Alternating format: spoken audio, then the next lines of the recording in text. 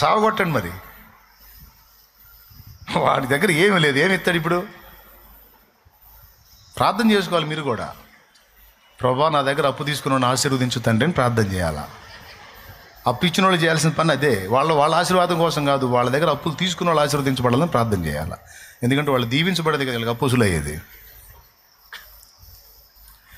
అరే అప్పు తీసుకున్న వాళ్ళు కూడా తెలియదు ఆ సంగతే. తీసుకునేటప్పుడు నీ చేయి ఎక్కడుంది? అప్పు తీసుకునేటప్పుడు కింద ఉంది, ఇచ్చేవాడిది ఎక్కడుంది? ఇప్పుడు ఎవరి చేయి కిందకు వచ్చింది? నీ చెయ్యి. నువ్వు ఇచ్చే కదా వాడు తీసుకునేది. వాడు ఏదో పైకి హడావుడు చేస్తాడు, లోపల దడగమ్ముతుంటుంది, మాత్రలు వేసుకొని తిరుగుతుంటాడు. నువ్వు ఇస్తావు ఎగ్గొడతావు అని.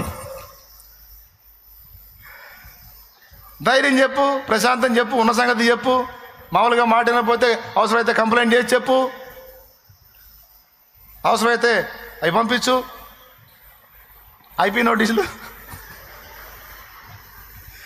నిద్రలో కూడా కలవచ్చుకుంటాడు.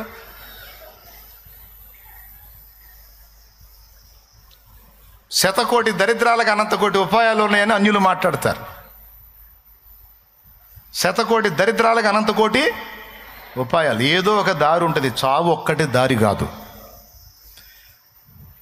ఏమన్నా అర్థమైందని చెప్పింది? ఎట్లా బతకాలి?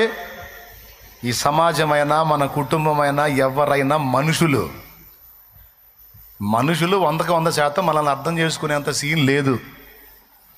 మనల్ని పూర్తిగా అర్థం చేసుకొని మనల్ని ఆదరించగలిగే మొనగాడు ఒకే ఒక్కడు, ప్రభు అయిన యేసుక్రీస్తు.